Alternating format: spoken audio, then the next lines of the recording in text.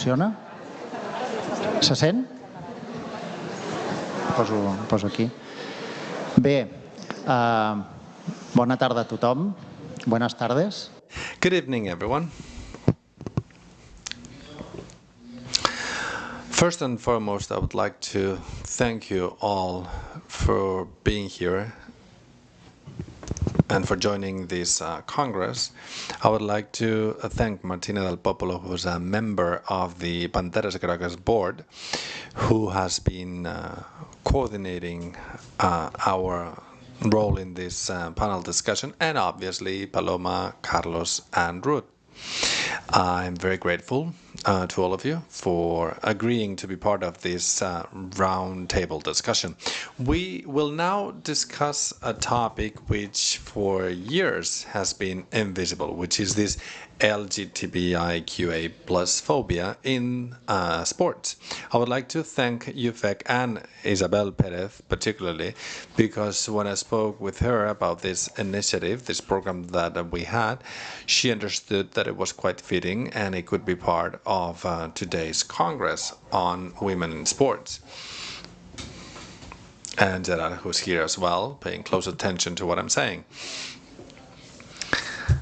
Now, why do I think that's the case? Because LGBT phobia in sports is one of the reasons of many of the inequalities that we find in sports. So we thought that it was important to work on that too. I would like to tell you more about the club that I lead, Panteras Gragas. It is a club meant mostly for LGTBIQA+, and there are no more letters for this acronym. However, it is not an exclusive club. It is not just for us, because we continue to say that sports should be an inclusive environment. We don't want to exclude anybody just because they're not part of this group. Now, what is it that we offer? Safe sports to be practiced in Barcelona, and we are needed because there's still this shortcoming in professional sports, which doesn't allow people to express themselves as they are in conventional settings. Also, we don't have enough role models. I'm sure we'll be speaking about that. And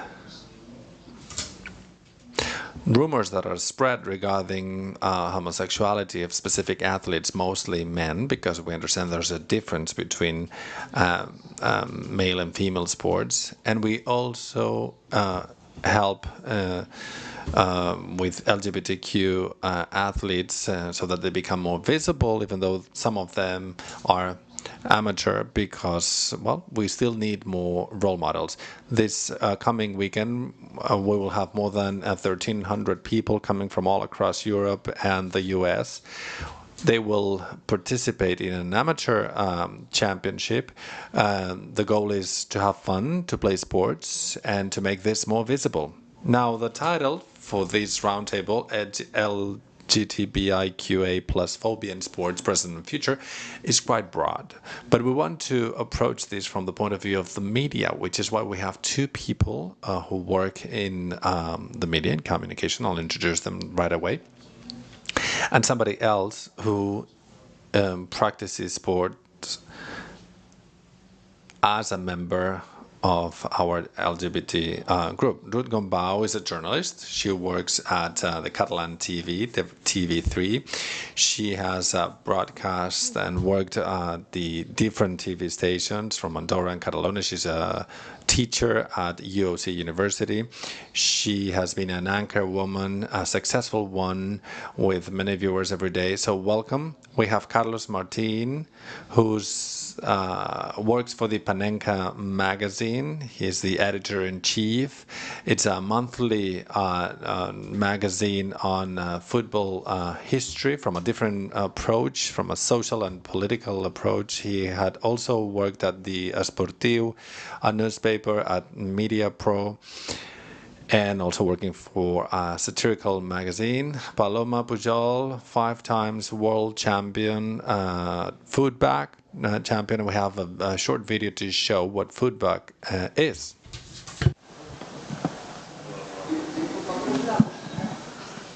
Este no es footbag. That's not footbag. That's freestyle football. And footbag, it's pretty much the same, but with a much smaller ball. Okay. I'm a Spanish champion for freestyle football. It's okay. People don't find the right video. It happens to the best of us. Okay, so 5 times footbag world champion. First time in 2015. Then she became a pioneer in freestyle football in our country, opening ground for a lot of women. And we now have, as of 2018, a female category as well in a freestyle football championship in Spain. She is a role model for many of us. Thank you. Okay, so once they've been introduced, then we will now begin with a quote by Aymar Bretos, the director of Hora 25, a podcast from the podcast Normalcy. He says, I don't like journalists to be asked to be militants. That's not our job. The only activism we should be engaged in is in the defense of truth and human rights. However, in this we must be impeccable. And we must also be aware that our approaches create frames. Our language also creates frames, the frames in which the public conversation will then take place. That is why it's one thing to say a group of young people beat up a gay man, and another to say a group of homophobes beat up a young man. And it's one thing to cover attacks on LGBT people as an incident or as an act of hate. And covering Pride as a parade is not the same as covering it as a demonstration. And it's one thing to say partner and another to say boyfriend. And it's one thing to give space and legitimacy to transphobic discourse in our media, and another to give them neither space nor legitimacy. Many things make a difference, and there the media have an inescapable responsibility without a level of activism that goes beyond what corresponds purely to journalism, but with a clear commitment to equality and respect for the freedom and identity of each person. So, after these interesting thoughts, I would like to ask you, what's the current trend in Spanish sports journalism regarding these issues? And how do you think that headlines tackle this perspective when speaking about athletes that are part of the LGBT family? I'll start. Okay, thank you for inviting me and for the kind of work that you carry out at Panteras Gragas. I got to know you through a feature that we filmed. What you just read up says that we shouldn't be activists, but we should fight for human rights, which is quite a can of worms, I'm aware. But it comes without saying that there's no such thing as being neutral or objective. And it shouldn't be the case sometimes, specifically when we talk about human rights. It's impossible for us to remain objective and neutral regarding human rights. We need to tell the truth, but also to give it context, and that's important. What you just mentioned, and they beat up a guy or a gay boy. So if you believe that there's a motivation behind what has happened or a possible reason, you should say it out loud, especially when talking about human rights. I remember some months ago, I was speaking about a piece of news, and the coach from Rayos said that as a group dynamic, he was suggesting this to some women. And I don't know if he was joking when he was saying that that was what his athletes should be doing, practicing group sex. And I remember that I was reading that on the autocue machine. I was thinking, this is an inexplicable, it's impossible to understand how this coach hasn't been dismissed.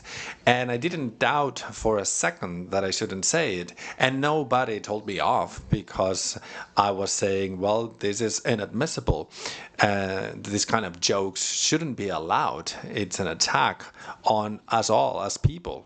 And we should denounce this publicly. Indeed, I agree with you, Ruth, and good evening to everyone. Journalists are not activists. We should not be activist. It shouldn't. It's not right for democracy.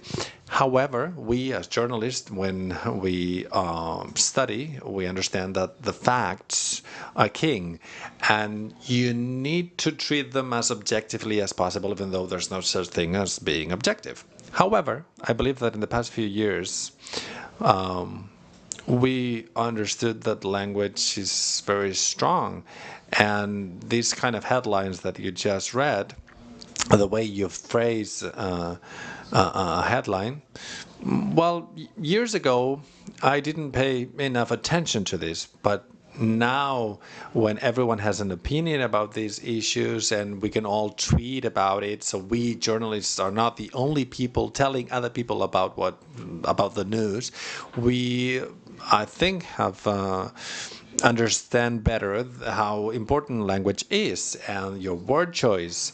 I think that we should be rigorous as journalists. We should do our job with the highest degree of rigor possible. And that's how you choose your words wisely. You should be close to the street, to reality, to what's going on, and that will help you understand your surroundings. You will listen to other people. And given that you're a journalist, then theoretically you know how communication works. You will choose your words more carefully. We should be humble and listen to other people. What kind of sensitivities can be heard, which in the past was probably not the case. So being humble, but also rigorous. Because if we are rigorous in our job as journalists, it doesn't mean we don't need to be activists, but at least we will do a much better job than people tweeting about things. And that's what we should aspire to do. What about you, Paloma? What has been your perception when the media have spoken about you? Even though my surname is Pujol, I don't speak Catalan, but I pretty much understand what you guys are saying. I believe that it varies pretty much. You read the same story in different media, and you realize, they could be speaking about completely different things. Sometimes when I'm interviewed, I take the opportunity. So if I need to name my partner, I say girlfriend, because if it were a guy, I would probably say boyfriend or husband, and then they change it and they say partner because it's gender neutral. I decided to be open about what I say. You shouldn't twist my words, but it's really always up to the journalist. And if they don't speak about this, it just doesn't exist.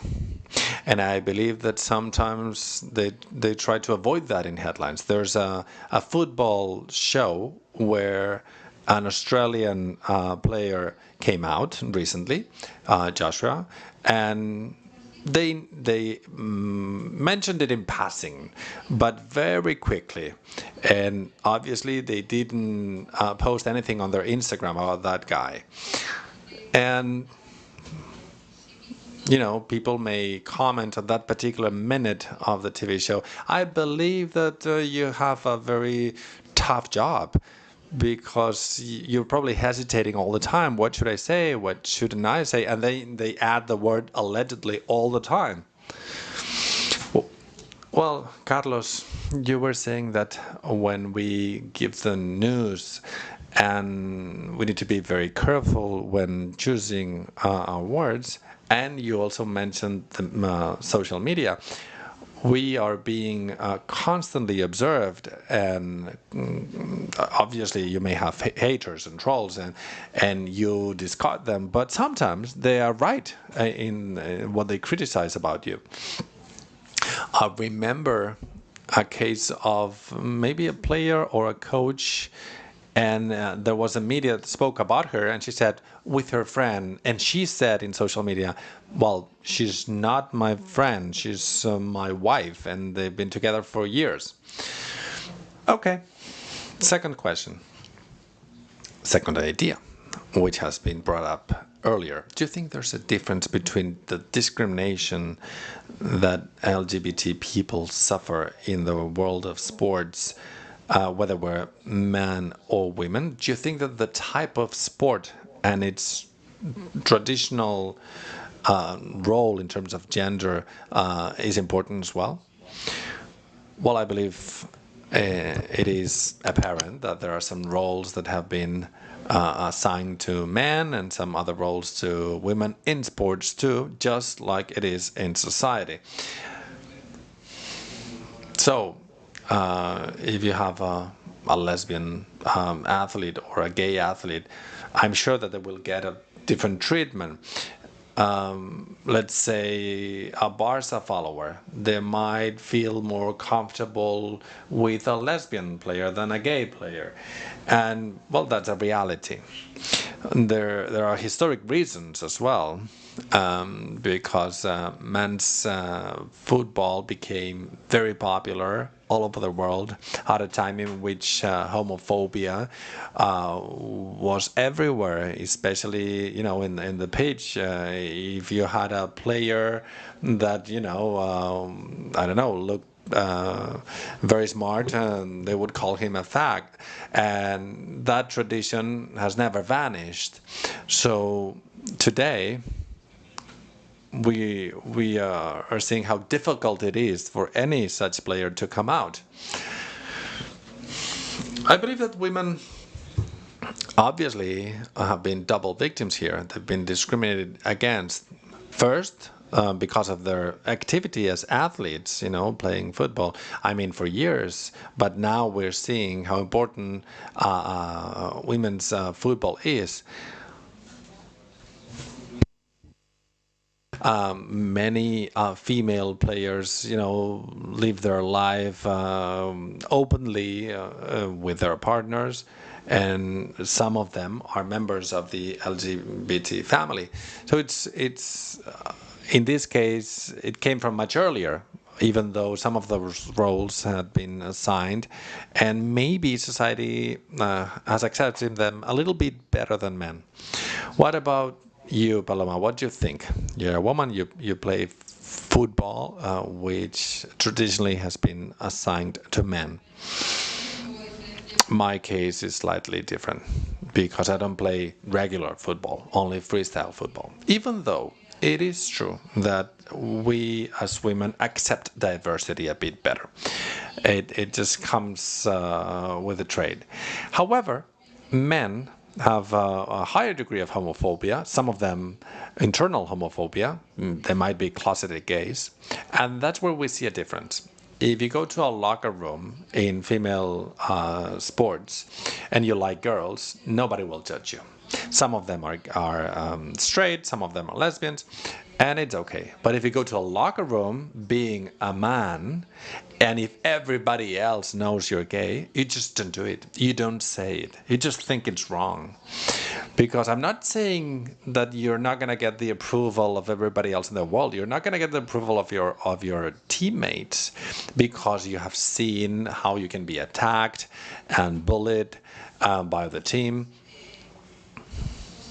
Now, all of these things, like,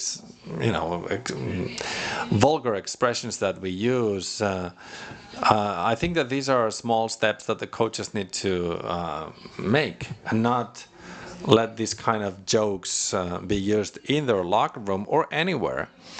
The last one's a fact, these kind of things that are said. I think we need to learn from female football, because if you go to watch a match, they tend to say nobody will be judged because of their sexual orientation, etc. They don't play this kind of recording if you go to see a man's match. You may see a pride flag or things like that. Well, some teams are beginning to do this. Broadcasting this kind of messages saying we don't allow for any discrimination in our facilities. But there are many other sports in which this is not changing yet. You're right that in the next male World Cup, this will never happen. Yes, because the leader from FIFA in Qatar said any person who uses the LGBT flag, they will be sent to jail between 7 and 11 years. Well, I think that people are more used in women's teams to find lesbian women rather than gay men in a men's team because they become more visible. They're more open and they've taken pictures with their partners, girlfriends, wives, or with their children. And for followers, it's like a self-fulfilling prophecy. They expect lesbians to be part of the team, so they're accepted. However, if we go to men's sports, I would say that many people are still cavemen. And I think that the media wouldn't have a problem in speaking openly about gay athletes, but then they are the ones who need to be in front of 80,000 people. They will get nervous, and if they don't score a goal in the last minute, they're not going to congratulate you. That's true. I mean, on Pride Day, the Barca showed the Pride flag, and I think that was quite a gesture. They're educating the rest of Spain with the kind of initiatives because obviously a lot of people are following them and will listen to them, and whatever the Barca says, it goes, right? But then I started reading the comments that people posted. They were all atrocious. They were hideous. So, don't we have a social media moderator that can reply very politely to all of these people? And I think that what the Barca is doing is extremely important, and all clubs should follow suit because that's how things change. So if we have a homophobic fan, will probably go home and speak about it, so that it becomes normal conversation. People should be speaking about this, people going to the bar to watch the game. They should talk about these things. Yes, and probably feel ashamed of having made these kind of comments. We're speaking mostly about football. And most of my job is about informing about football. And I'm concerned. We can see that football is maybe not the most homophobic sport, but it's a problem. And it's taking longer than other sports to change. You're right. Well, now that we're speaking about normalcy, do you think that it's useful today for athletes to speak openly about their sexual orientation? I mean, without making it a thing, but just mentioning, their sexual orientation or coming out in a very simple manner. Thank you. Ruth was saying, come closer to your mic because people cannot hear you. But I'm a sportsman. I'm not a moderator. Maybe you should be doing what I'm doing. Do you think it's important for athletes to come out? Yes, it is very important. We need to become visible until we are treated equally. Nobody will be interested in whether I'm with a girl and a boy when this becomes standard, normal, and there are no aggressions and no attacks. So until then, yes, we need to be visible. And then in the future, it will be as important as being a brunette or a blonde. I think it's important to be a role model for others. And now young girls have female athletes that are quite famous, but if you have a very young boy or a teenager, they know they have different sexual orientation, they don't have those role models. A football player, a very good one, why shouldn't I be one as well? But we need some kind of we shouldn't be pressurizing these people. The fact that you're part of a group that is vulnerable, that need to speak up, that can be a victim, doesn't mean that you need to be a leader of any fight or of any struggle. You shouldn't feel the pressure. If you do it, that's great. But maybe not everybody is ready from a psychological point of view to withstand everything that you will have to go through later on. And the fact is that nobody from the top performance sport has done this. There's a lot of pressure. I don't want to accuse anybody. I'm not saying it's the fault of federations or clubs or leagues. This kind of pressure is in the environment. It's out there. and it's a very pent-up environment, football, with a lot of homophobia in its history, and it's obviously not easy.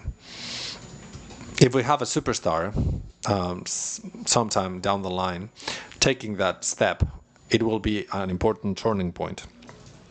These people will be able to change the behavior of many people, especially the young supporters. So that's why I think it's important. But I'm worried because they might not feel, that they can do it. They might think, I'm going to be doing this for just some more years. I don't want to endanger my future. I'm not going to jeopardize my future. And I'm sure that there will be somebody else who will do it after me. The problem is to be the first one. Once you have one, more will come. And those other people will probably have it a bit easier, but the first one will pay the price, and he or she will jeopardize their sports career. I remember some years ago, the director of a magazine that was meant for LGBT people, the Zero magazine. They were pioneers. They had covers with pretty much everyone but a bullfighter and a sportsman. They had members of the military and a prosecutor, and they contributed to this kind of exposure for gay people, so that people understood that we were as diverse as anybody else. And I spoke to them, and they said, we didn't have one, we had 5 sportsmen, because we didn't want to put the pressure on just one of them. And in the last minute, either because the club didn't allow it, or their managers, or their family, or because they had doubt, and they said, well, if this one bugs, I will do the same. Nobody took a stance and said it. And the reality is that years have gone by and we still don't have those male or female role models. We do have some women in female sports, and we're lucky to have more and more, because there's this friendly environment for girls who keep growing up in a more diverse environment. But with men's sports, it's much tougher. And I'll finish with one last question. I would like to bring up something that happened to me 15 or 20 years ago. I'm a bit old already. Don't laugh, Tony. Anyway, I was being interviewed through a radio station, a Sunday show, and I remember that the presenter asked me when had I confessed my sexuality. And, well, back then I didn't think more about it, but if you analyze this coldly,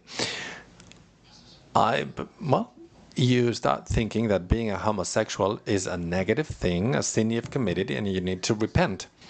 And that's what I would like to ask you. What do you think about the current situation? Is anything changing regarding the media? Have you seen an evolution in the past few years of how LGBT people are treated or dealt with by commentators and sports journalists? What is being done now? What do you think the future holds? How can this change? Let me give you an example. A few months ago, during the Winter Olympics, my colleagues were putting together a video of a non-binary skater. I don't want to get this wrong. And they were using all sorts of difficult words to avoid saying, a skater, using the gender which is normal in Spanish and Catalan, and we figured it out. And 3 years ago, my colleagues would have said, "Are you crazy?" But this time we figured it out. So I try to be optimistic in the way the media treat women and in the way they treat the LGTBI groups. There is progress. Yes, and especially trans people, there is a lot of lack of understanding and knowledge of their issues. And do you have issues in terms of how to refer to a trans swimmer? a female trans swimmer. Well, I mean, it's also a matter of generations of journalists. You have to teach people about things. You have to explain that gender identity is not the same as sexual orientation. But I do think the media are getting better at it. Yes, journalists are humans in a changing world, and it's changing faster and faster. We're learning about this on a daily basis. The kind of headlines you mentioned at the outset are not necessarily they're not necessarily ill-intentioned. I mean, we younger and older journalists help each other with different matters. But media do want to do better. The majority do try to do better, and that's the aim. The world of binaries, black or white, this or that, is changing in many ways, and this is one of them. And there are bigger and bigger challenges, particularly considering the fact that the newsroom is increasingly understaffed and with bad working conditions. But I assure you that we journalists do want to do this well. Could you please repeat the question, because I kind of missed it? How do you think the coverage of LGTBI people has evolved in the media? Considering what I said about the way it was covered in the past and the way it's being covered today. Yes, it's being treated as a more ordinary and mainstream, normal situation these days, and as you said, people are learning. And the main thing today is that if you make a mistake, if you get it wrong, on the following day, when you read the news, you say, okay, well, sorry, I got this word wrong. And it's okay. And it's like the journalist who said, there aren't any women who have won so many Grand Slams. Well, you know what? He was corrected and he admitted it, and that was it. So journalists are doing better. Some of them are cooler than others, but you do have to try to be objective and call things by their rightful names and do it respectfully. Thank you very much. Now we wanted to open the floor for questions. I see some friends here from the world of sports. Does anybody have a question? The interpreters have to point out that questions require microphones.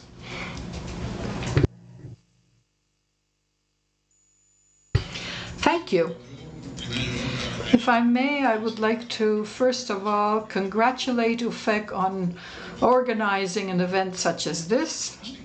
I hope other organizations will do something different. As President Laporta might have said, let them learn about this. Now, tomorrow we have another day of ideas. I would like this Congress not to end in just a list of ideas and proposals. I would like it to really address society, engage with politicians, authorities, and decision makers, and engage with sports organizations. I really hope that this will actually happen. I also want to say that I really respect and admire journalism as a profession, but sometimes, words can be interpreted in different ways. I feel that journalists have to be activists for the truth. All I expect of a journalist is for them to tell me what's going on. They may tell me why they think they're going on, what things they expect might happen, and what should happen. They can do that as well. But they need to tell me what is actually going on. You're saying there's a will to do so? Personally, I think in many cases you don't have room for having a will to do anything. There are businesses and lobbies that simply want to make money. You can see that when a journalist switches to a different medium, they change in the way they talk. Journalists who write for Barcelona newspapers don't write the same sort of thing that they write for Madrid newspapers or news outlets. You just know that it's going to make a difference. There are some exceptions. You actually mentioned a magazine, such as Panenka, which is making a big difference. But sports journalists, in my view, are really at a very low point, let alone corporate journalists.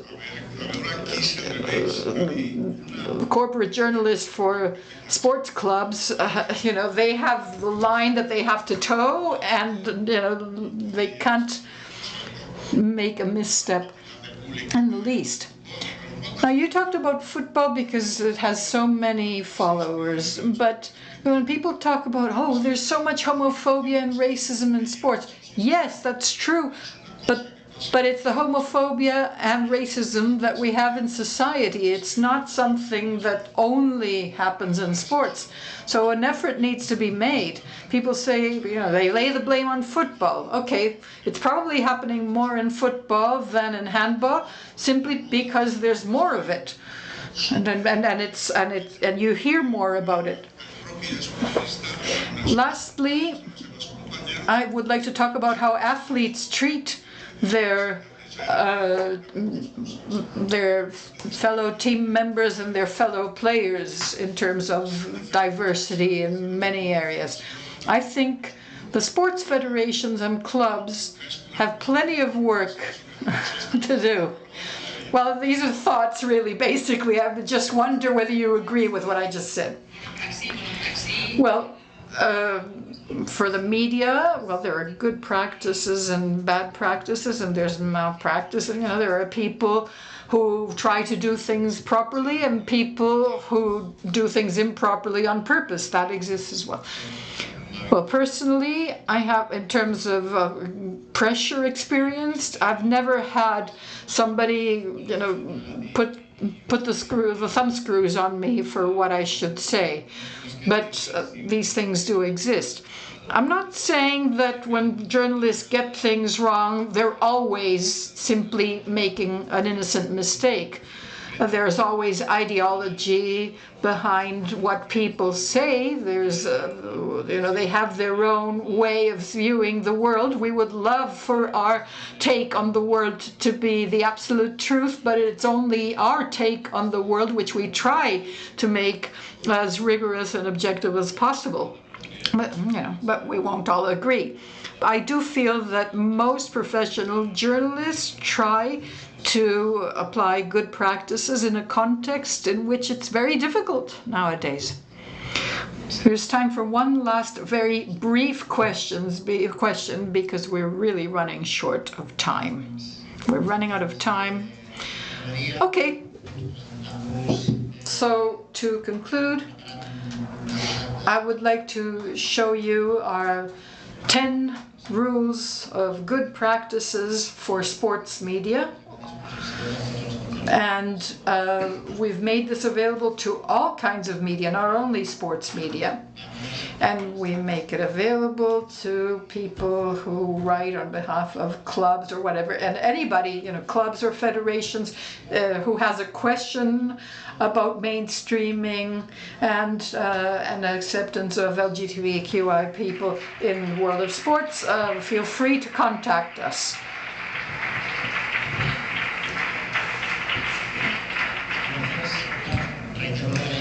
And once again, I would like to thank UFEC and our panelists for making this session possible. Thank you very much. Thanks to the organizers, to the speakers, to participants, to all of you for sharing this wonderful afternoon with us.